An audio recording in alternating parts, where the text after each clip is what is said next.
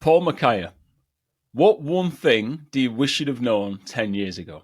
Wow, what a question. And funny enough, I've been thinking about it a couple of days now.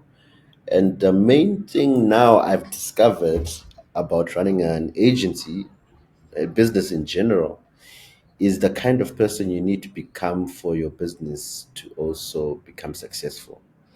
And I underplayed that at the beginning, and I just started noticing now that the growth of your business is directly proportional to the growth of yourself. So that's one interesting insight that I've noticed over the years.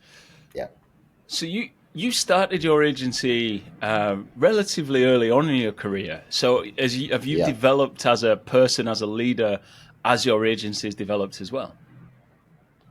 definitely. I think for me, looking back, I wish I had more work experience because it would have saved me well. So just riding back onto how I started, I didn't know that there was anything called advertising that existed. I saw the adverts, but I never knew that they were backed by a whole industry. But I was passionate about art. So I used to be an artist. I used to draw, exhibit in galleries, etc. So I signed up for art school for 4 years. And for my internship, that's when I discovered the world of advertising. And quickly after a year or so, I also discovered that I'm not a good employee. I like too much of my freedom, so I quickly left and then started Bergast House, the agency. And from there, that's when I noticed that I had a lot of learning to do because you think, hey, it's all about making ends, but no one talks about the people side, the payroll side, the systems and operations, a whole different world, which actually makes up a big chunk of running a business than just the creative. And have you been deliberate in that learning, or have the lessons kind of come at you? Because life comes at you fast when you run an agency, doesn't it? So have some of that been, is it been kind of 50-50? Have you been deliberate in learning some things and learning off others and joining networks, or has it all been kind of on the job training? I think because of I guess like all creatives, the imposter syndrome. I've then really overcompensated by seeking out knowledge. So I've done my MBA, I've done executive trainings, I've done just so I can say to anyone who catches me off guard, no, I know what I'm trying to do, but it never gets to that point. So yeah, I've really overcorrected and really went out to read books, to go to school, and network as much as possible. Ask as many questions to people who have gone before me, and I've gotten some knowledge. But what I've noticed is just having confidence in your own journey and your own story and your own context. That's where the true knowledge really comes from, and no amount of school can really cover for that confidence. I think that's a really important point about learning new things, whether it's formal learning, education, universities, MBAs, whatever. Is they teach you the facts a lot of the time. They teach you a good course will teach you how to think and adapt to problems, but you have to use your own lens, don't you, to be able to then use that in your particular business. Everyone has a different personality, a different lived experience. So you have to bring that to it and merge it with the learning that you get to create the magic Exactly. for you. Exactly, I totally agree. It's your superpower is in being your own self. You can never read someone else's story and copy and paste it and be successful, because your context is so different, your character is so different, and I totally agree with that. And as you're saying it, I'm actually thinking about situations where when I was authentically myself, yes, with the knowledge that I've learned, but made it my own. That's when I make more progress. Yeah, Yeah, perfect. Love that, Paul. Great start to the yeah. show. Right, quick introduction, and then we will come back with the rest of Paul's interview. Hey up and welcome to the strategy sessions. My name is Andy Jarvis. I'm the host of the show and the Chief Strategy Officer at Eximo Marketing. Thank you for tuning in today. It means a lot to me and the team behind the strategy sessions. Before we go on with the guest, can I ask you to do two things for me? One, please interact with this episode. If you like it, if you hate it, I'd love you to leave a review and just let me know a few things about it. If you want to send it to me directly, my email address is in the show notes. So please do just fire me a message. Love to hear what you think. But interacting with the episode does help more people find it. So it really does help. So thank you for that. The second thing I'd like to say is send it to a friend. Is there someone you drop a WhatsApp to or an iMessage to and be like, yeah, I've heard this episode, you want to have a listen to this person? It's great. Honestly, it's a great way to help people discover things. So please do interact with the episode or share it with a friend if you've enjoyed it. And that's about it, really. Let's get on with the show and get back to the guest interview. Paul Makaya, welcome to the strategy sessions. Give us a little bit of a sense of who you are. We know you've started Bergast House, an agency, but tell us where it is, who you are, and a little bit about the agency. My name is Paul Madlenkosi Makaya, a bit of a long name. I live right at the capital of Zimbabwe, called Harare, where I run an agency called Bergast House. We are a full service agency that works across industries, mainly financial services and energy sector. I've been doing this for plus or minus 9 years running the business, a couple of more in the industry. And it's been really an exciting journey, especially in the context of Africa, Zimbabwe, with all its nuances and contexts. It's been amazing. And I love the industry. Yeah. So you're going to have to give us a bit of a context of Zimbabwe as a nation. So you're the first African, I think, on the podcast, or the first person who lives in Africa, at least, on the podcast. And most of the listeners are UK, Ireland, Europe, and the US. I'm sure they'll have heard of Zimbabwe, but maybe Yeah. couldn't tell you what the industry is and what the state of the nation is and things like that. So is it all mining and manufacturing, or what's the country like at the moment? Okay, so from a zoomed out view, yes, we are a mainly agricultural based, mining based country. So those are the two main pillars of our economy: mining and agriculture. Very endowed with as many minerals as possible. And then right under that, we then have the secondary industries that support that main industry, which are your banks, your energy companies, and those are the companies we mainly service with our services as the agency.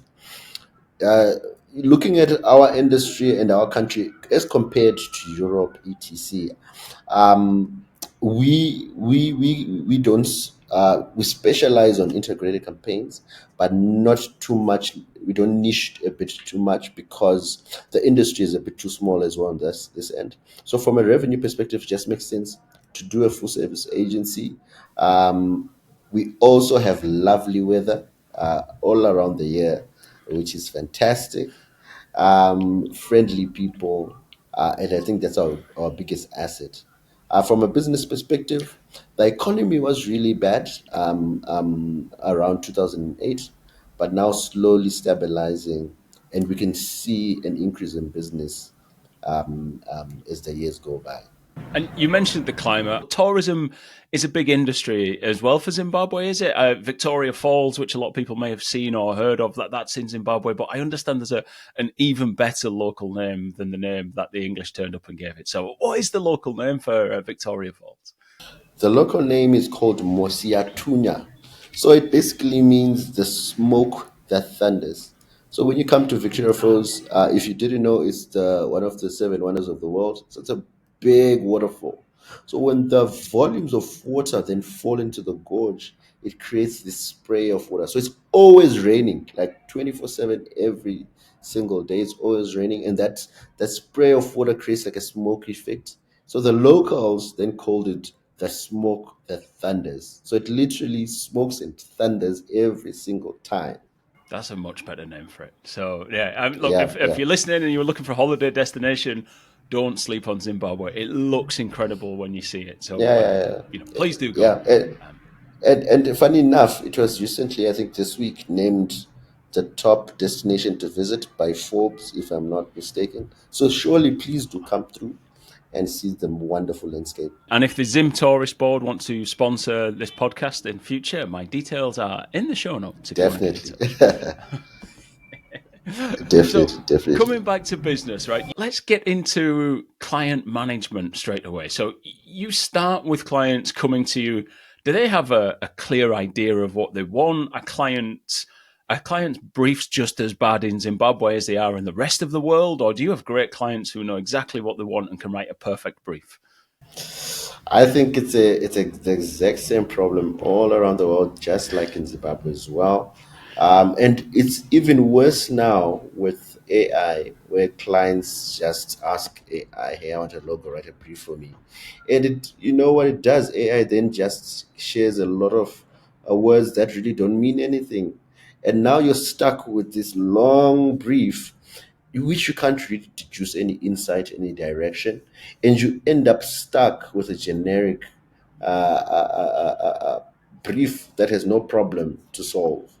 And that's the new problem we faced. Yeah, there are some really good clients that do bring some good briefs, but majority, I totally relate, they produce the worst briefs. We've kind of found some ways around it, but yeah, it's exactly the same. So we're going to talk about the ways around it in a few seconds, but just let me know. Let me tell you that you broke my heart there. That I didn't realize clients used AI to write briefs. I don't think I've had an AI Definitely, they written do brief yet. now.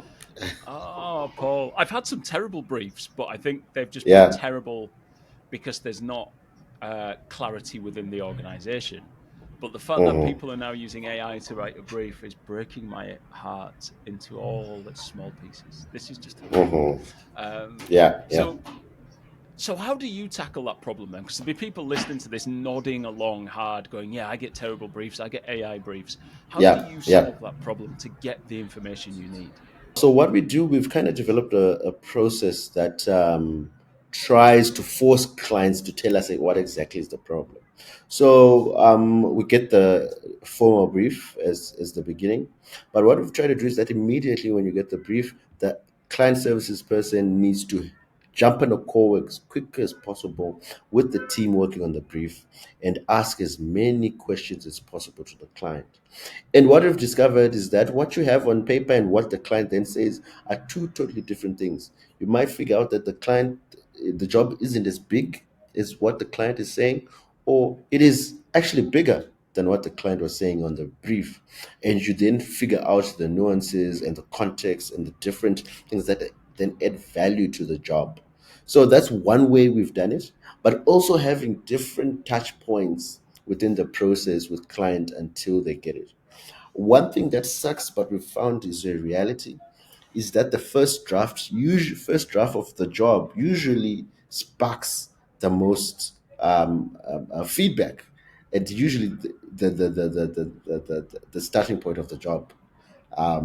Yeah, so that's what we've done and what we've discovered in our process.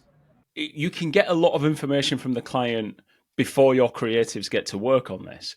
But I think what you're saying is that until the creatives have had the first pass at it, and then it goes back to the client for feedback, you don't feel like you're properly getting all the information you need from that client. Exactly.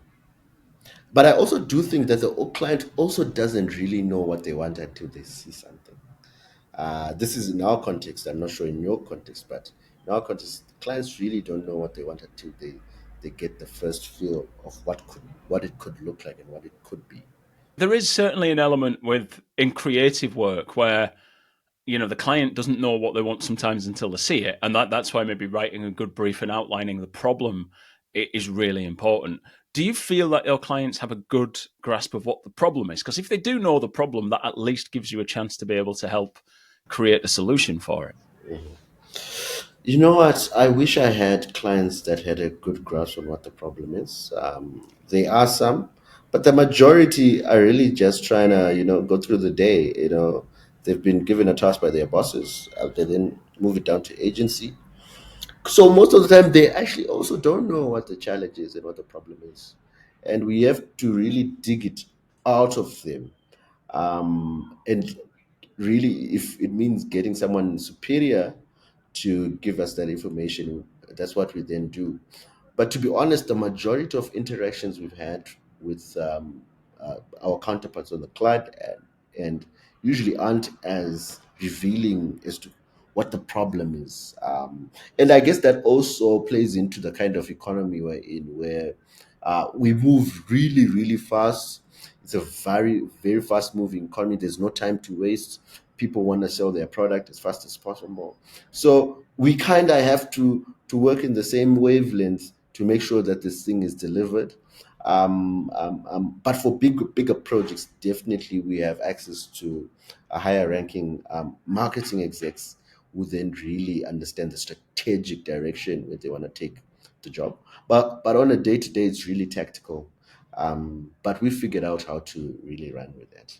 I think that's the important thing, isn't it? Is that you've got to, in every agency, develop a process that works for you and the people you're working with. And to go back to what we said about learning, you can't just lift and shift that everywhere. It has to work for the context that you operate in too. So if that's working and getting clients through there, so do you look at that process though? Because what's firing off in my mind, you're saying once the creatives get involved and get a first pass, then the client starts to come back with better feedback. Have you looked at that and gone, maybe I should put the creatives in very early on rather than just an account person? Do you play around with it to see if you get better results? Yeah, definitely. Like I said, on the first call, we try and get the creatives on board. The only challenge that we've discovered, just a small little challenge, is that uh, before we get the project manager on and the creative director on, we don't really know who's got the strength to do the project. So usually we then have to do a second round of calls with the actual team that's got the strengths to do the project on the call, and then they have the chat with the client as well. Because there's always an opportunity for a broken telephone kind of thing if you don't have the team doing the job on the actual call. But that's one way we've discovered that really helps do that. But it also has added benefits as well, hey? Because if the client services is the only one talking to client, creatives will always feel like client services is lying about deadlines, is lying about what is needed, is lying about the pressure they're on. But if creative is on the same call, everyone is on the same boat to say, okay, someone is going to lose their head if we don't deliver this. So there's the same energy when it comes to delivering the job, from what we found. Yeah. Do you know, I love that 3,000, 4,000 miles away from where I'm stood, creatives and account people still have the same beef with each other, right? They're like, no, no, but what's the real deadline? You've given me this deadline. What's the real What's deadline? the When does the real? client actually need it? Yeah. I love that. That's still, that Yeah, tension is still there. That's fantastic. yeah, Um, yeah.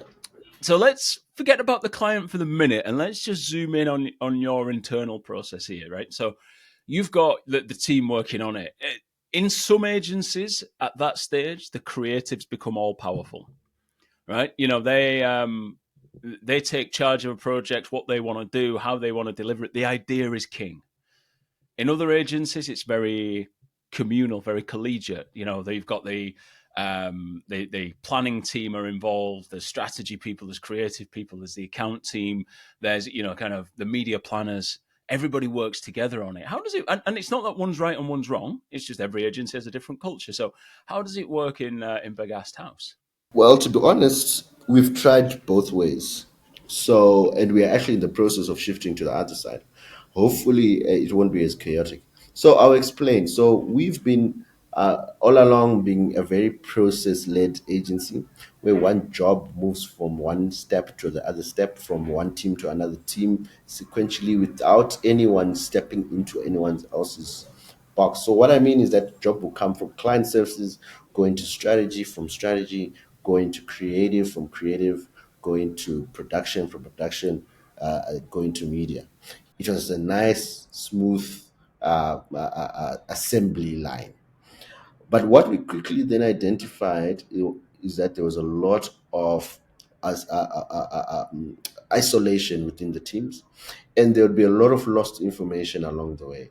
So what would lead is that the one section would have a perfect strategy, creative would have a great creative execution, but the strategy and the creative wouldn't be one thing.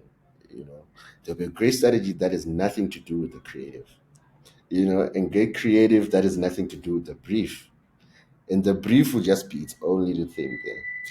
So what we're doing now is trying to build teams. So a team has its own strategy, creative, a account team, and they work together from receiving the brief. So everyone is in the loop of what client wants, what are the expectations of clients, and everyone knows what the strategy is, and everyone knows what the creative idea is, and everyone is talking together all through the process. And we found that to be useful. I think it's still early days, but I think that's a more it solves the problem of isolation and doing work in a vacuum. But we also noticed that it kind of takes a bit more time, but we're willing to see how it goes and improve the quality of the work for the client. I love the way you approach this because it feels like you have a very methodological. Let me even try that again. Very, very methodological. I can't even say the word. Let me try that again. I love the thought process. It feels Yeah, like yeah. you're It's you have a very, yeah, real yeah, sense of sequential. Yeah.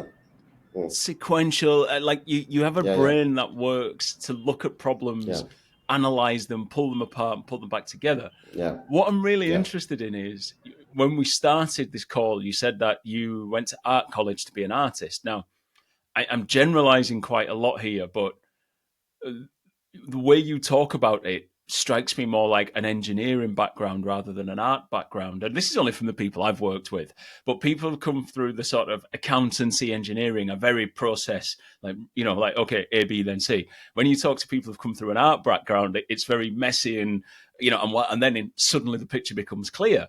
So it's interesting that, is that something you've learned or have you always been that way? You know what? What I've discovered is that there's an underlying insight from that I am the person I am between both business and art. And for me, what I loved about being an artist was patterns, identifying patterns.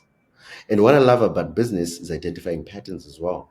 So what it is about processes is identifying patterns as well. So it's all about pattern recognition for me. So, and that's what I discovered, that I'm more of a pattern recognizer than I am an artist or that I am a business person. So I generally just love patterns, and identifying patterns and then connecting the dots. And I've discovered that's what I really love. So you've got you're working on your process internally, and now the client comes back into this. So how do you reveal work to clients? Because again, this is another. There's no right or wrong way, but it's another point that causes friction in some agencies. Is how early and how often do you show the client work? Some agencies still work on the big reveal at the end. They pull the curtain back. Ta-da! Do you like it?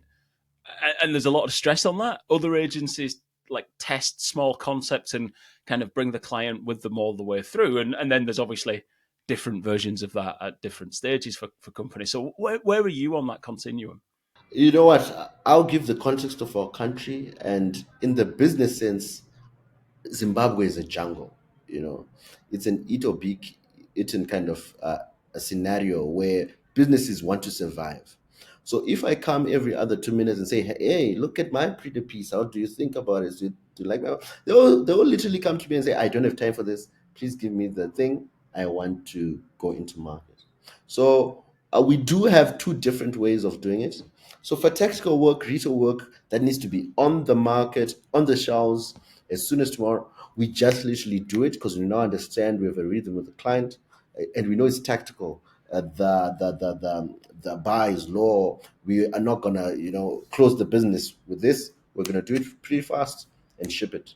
But for the big campaign, the integrated campaign, we're definitely going to touch base when we do the concept note, when we do the strategy, when we do the research, when we do the first draft, and then when we reveal. We're going to take it step by step, step by step. So that's how we've kind of done. So for technical work, we definitely just are going to show you the lot at the right at the end. Okay, this is what we have. Let's go. Client has a few changes, we tweak it, then we deliver. But for the really big important stuff, we really take a step by step and we show client every single step. Because also client appreciates that I'm going to spend a lot of money on this. I might as well do it really good. for the technical resource stuff. Client also knows that it is a low hanging fruit, low investment. Let's just get it done and out of the way. I'm intrigued that you have the sort of the two streams to this, depending on what the work is. Is it always Mhm, really easy to see which pot each project falls into, or do you ever get those projects where you're mhm, like, is this mhm, the tactical we've got to deliver fast, or is this a bigger piece, or mhm. is it always really obvious which is which? So I'm gonna give you a secret sauce now. We work with what we call the Davis grading scale. All right, it's a small internal process that we developed. So this is how it works. It's a color grading kind of system where we've got work that's the lowest level of work is red. Red is work that is going to destroy the client, it's going to be messy. No one should do red work. And right at the top of that funnel, we've got black work. That's really strategic work, work that pulls in, that's going to be seen by millions of people, that has a big impact onto the brand. And in that middle, we've got yellow, which is wallpaper. It's work that's not going to make a difference. And then we've got green. It's good work, but still not going to make a difference. Maybe just going to be seen by a couple of more people. That's our everyday work. And then we've got dark green. That's your award-winning work. And then your gray. That's your card-winning work, right? And then your black. That's your Grand Prix, right? So when a job comes, we've asked our client services to label the job, what kind of job it is from the jump, all right? And you can easily tell from a budget perspective from who's briefing you. If it's a brand manager, it's most probably not going to be a big job. If it's worth less money, it's not going to be a big job. So it's labeled from the jump, and then we know how we're going to funnel it. And we've got two processes in the agency. We've got a tactical process and we've got a strategic process. So, for example, if it's tactical, you're not gonna find me involved on the job. If it's a strategic job, I'm definitely gonna be there because I know this is where our bread and butter is, and I know this is really important. So that's how kind of how we've done it. Yeah, as an agency. Podcast called the Strategy Sessions. Let's zoom in on. Did you call it in the black projects? That the big strategic project, the Grand Prix ones, right? I'm interested in what you to hear a bit more about what your strategic process is. How do you develop that insight? Does the client come to you with their research? Do you go out and shape up your own research? How does that work with the clients that you work with, or maybe one of the high profile, big budget projects that you've got? Yeah, yeah. So definitely research. Clients never have their own research here.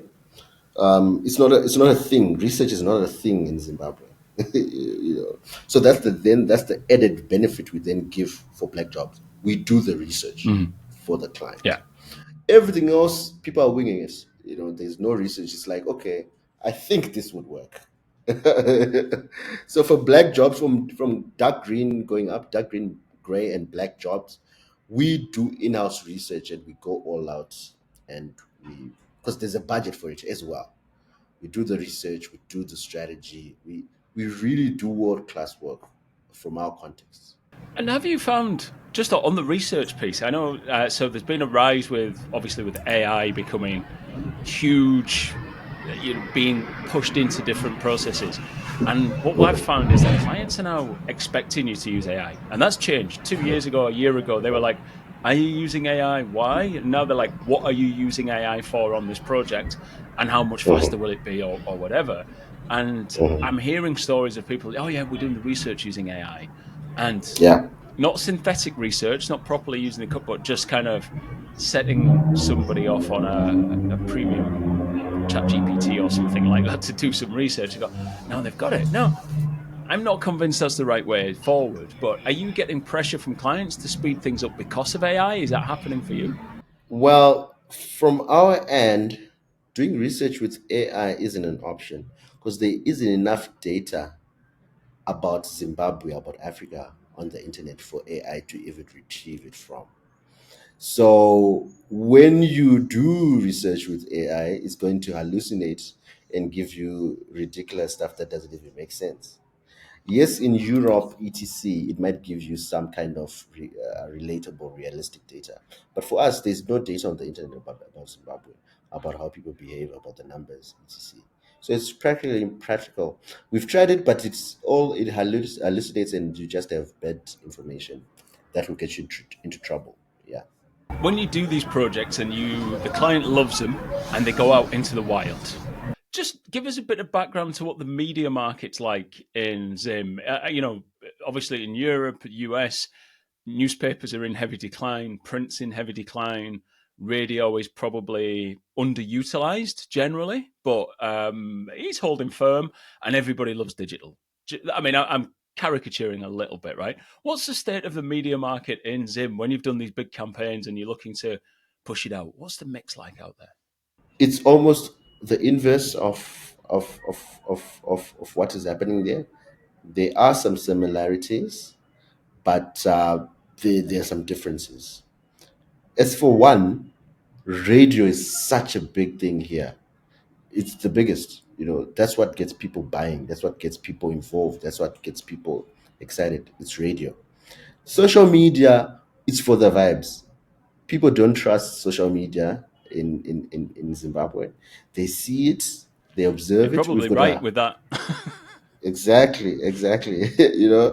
So people watch stuff on social media. We've got such a high data penetration rate. So there's a lot of internet usage, but mainly on WhatsApp. So Facebook is for the towns.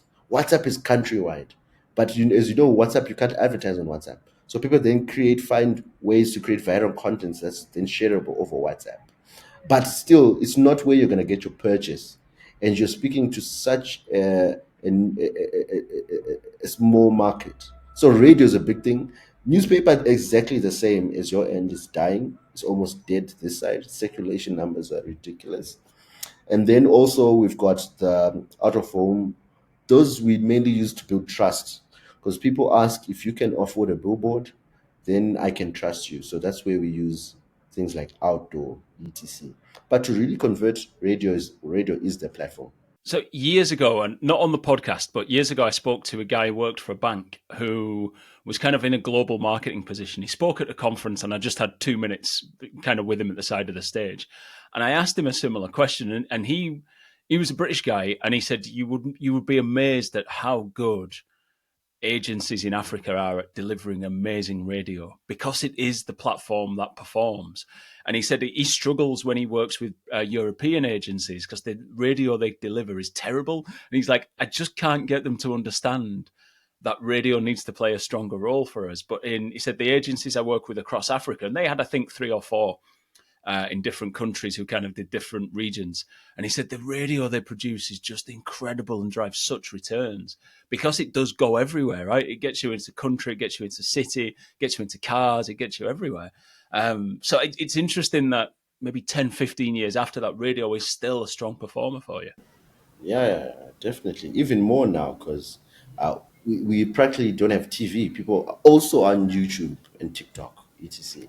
So TV is dead as well. Yeah. So you can't deliver any visual motion on those platforms. So radio is the main thing. Yeah. So you create these bigger campaigns, and you have a sense that some of this work is good. Do you, as an agency, do you go for awards? Do you use that to build trust and credibility? Do you kind of look at some of the bigger awards locally and internationally and think, I want to be in those? Or do you just do the work, get happy clients, and keep doing the work? It's not a big thing here. Awards is not a big thing. In fact, I think we don't have any advertising awards locally. We've got marketing awards locally. Definitely having an international award would make you stand out just because no one else has one. Like me and Drew met in Cannes, France. So definitely, I'm excited about just seeing what my peers are doing across the world. Just a week ago as well, I was at the Continent's advertising awards, and there even you could see that there are only like 2 countries represented there. So out of the 52 countries, 50 are not even involved in the awards space. Can I guess which 2 countries? Please guess. So I know the awards were in South Africa, so I'm going to guess South Africa. The other country I'm going to Yes, guess is Nigeria. not even it was Kenya, surprisingly. Kenya. Ah, I just thought Yeah, it was Nigeria's got a Kenya. lot of oil and there's a lot of money flows through Yes, yes, Nigeria for various reasons. So I yeah, thought yeah, maybe yeah, yeah. Nigeria, Kenya. Oh, cool. No, Kenya surprisingly is the next biggest, I think, after South Africa disproportionately takes over the awards, yeah, because they are, I think, are more westernized. They really integrated into the rest of the world. So they have a lot of even work in the cons as well. So yeah, for me personally, I really love advertising, like I said. So I really look for as many opportunities just to explore what others are doing, and definitely we want to enter, and our strategy is to really go hard into entering as many awards as possible next year. It'll be our first really intentional step, because we know that if we do get something, it'll be so unique and so exceptional that it will really make us stand out in country. Maybe we should start the Zimbabwe Advertising Awards. We could do Yeah, that. yeah, yeah, definitely. Be Yeah, great. I mean, it's also great because all your competitors send you all of their yeah. case studies, Or their all their work. thinking behind the brands, and all their money. Like, shh, don't tell them. So maybe that's what we do. No, Yeah. so but look, you have an international eye to your business, right? You've mentioned before Zimbabwe is a tough market in certain circumstances for agencies. So are you Mhm. looking to develop Bergast House sort of further afield than just in Harare, or are you just concentrating locally at the moment? Well, definitely growth is part of any business's ambitions. You don't get into business to be average. You go into business to win. So definitely we see an opportunity, like I said, where the rest of Africa is underserviced. Everyone is looking at Europe, South Africa, Kenya.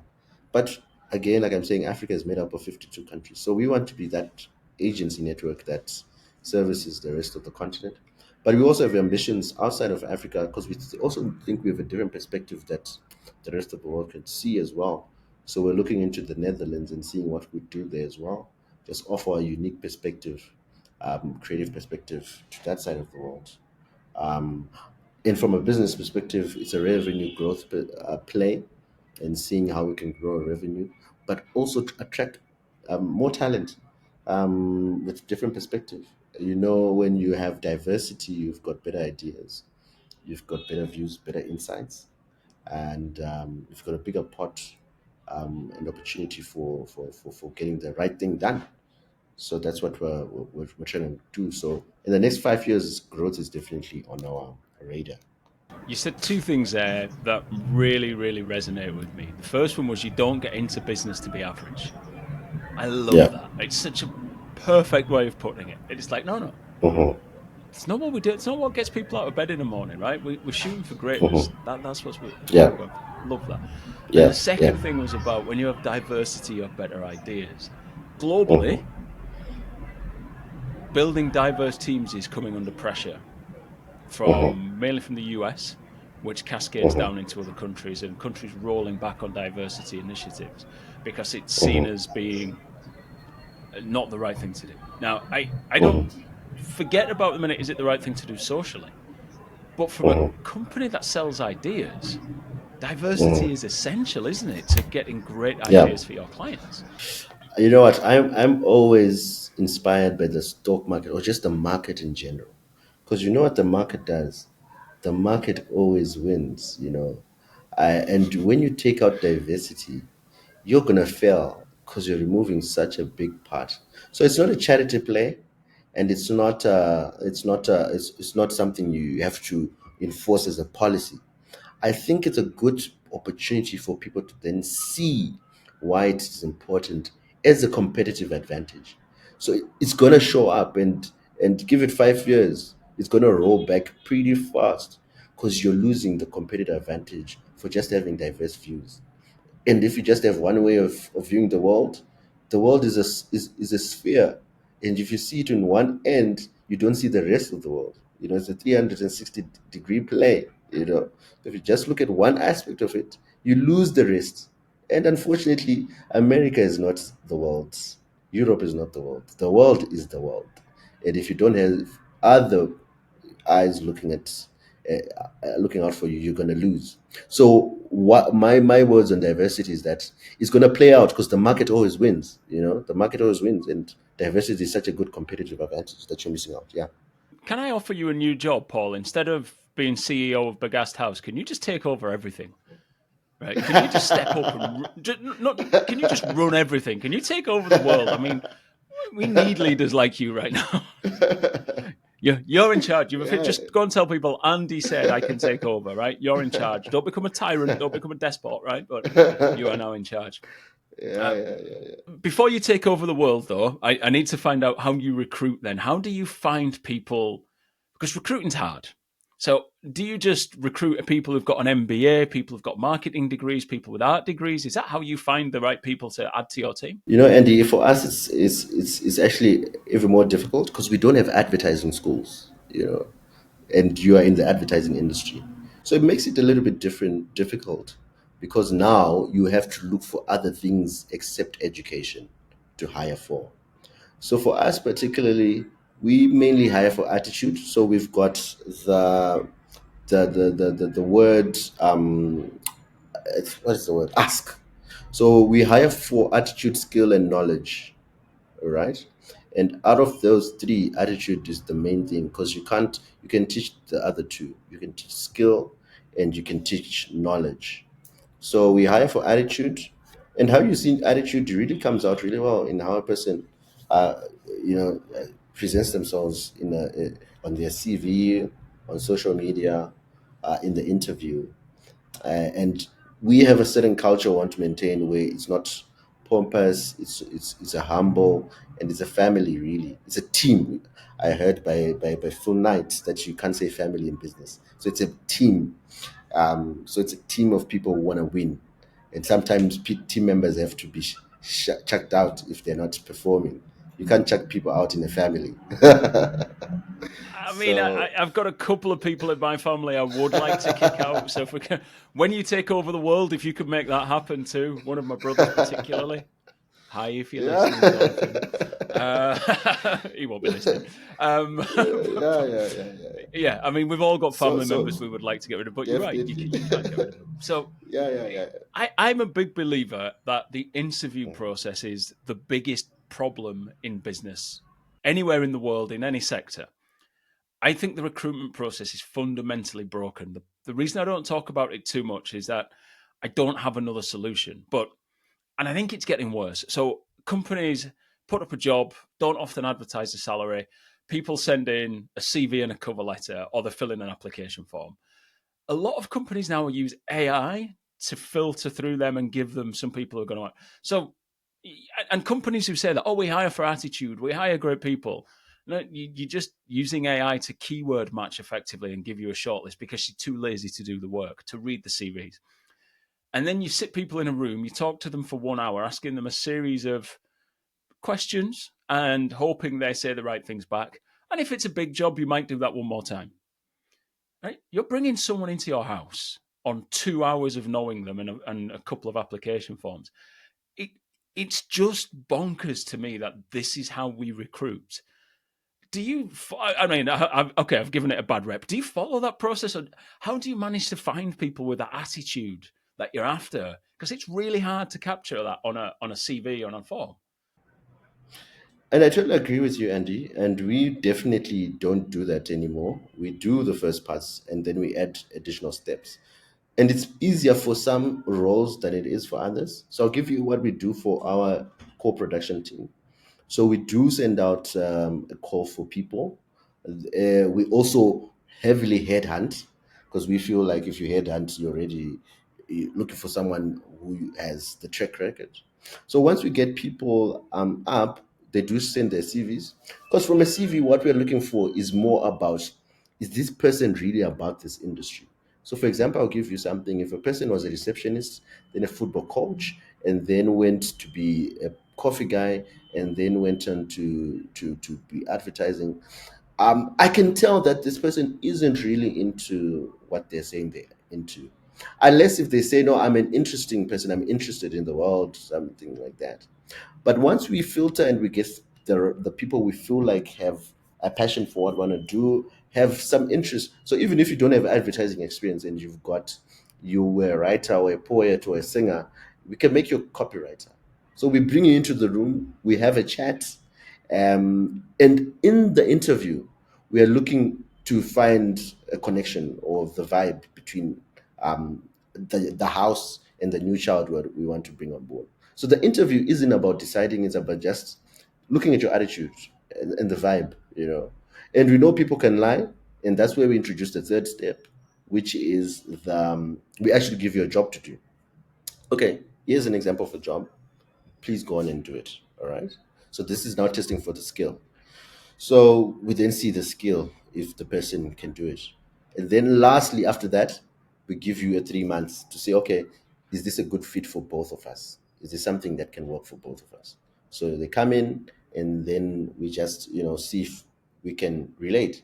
And also another thing we do in the interviews is the people who are going to work with the person that interview the person so that they can also see if there's something there as And well. can they So connect and build a team with them? So yeah, no, exactly, exactly. So yeah, no, I don't think we've got the perfect one, but for us, for now, we haven't had a bid hire in a while, so it's been working.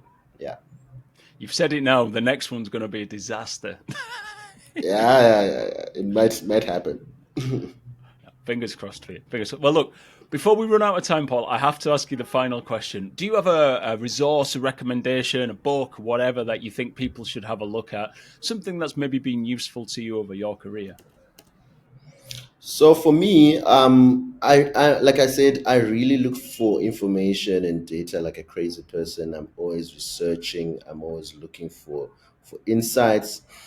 And the book that I read books, and the book that really speaks to me is a book called The Purple Cow. It really speaks into what we do, and it really opened my eyes. And A Seth, picture of yeah. Seth Godin behind me, who wrote the Purple Cow. There you go. Previously on the podcast as well. There's a link in the Yes, show notes. yes. So definitely that book really stood out to me.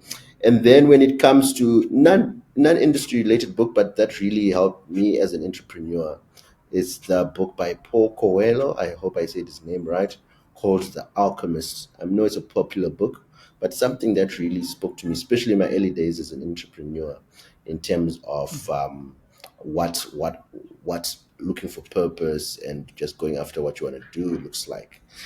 And then there's also a podcast that really opened my eyes when it came to do with things about the actual practical stuff that are involved in running a business, like adjust as gross income. How do you divide your time when you're running an agency? How do you motivate your team? And the name of the podcast, I might get it wrong. It's called. It should be the Barber podcast or something, or movement. Yeah, I'll try to look for the yeah. actual name, but We'll put a link maybe in the we'll show link notes it. so you can. Yeah, Yeah, exactly. But that's been a great resource as well, especially as in coming into the industry straight from school. Yeah, perfect. Well, look, three great resources there, Paul. Thank you very much. We'll put links in the show notes to all of them. So if you're interested, get in touch there. Also, if you want to get in touch with Paul, if you want to reach out to him, his details are in the show notes too. So if you're looking to expand into the Zimbabwe or Zimbabwe market or across Africa, maybe even in the Netherlands, looking to do something there with a different agency, Paul's your man. Get in touch with him. yeah, definitely. Brilliant. Well, look, Paul Makaya, thank you very much for your time and for joining me on the strategy sessions. Thank you so much, Andy. This was a great one. Thank you for having me.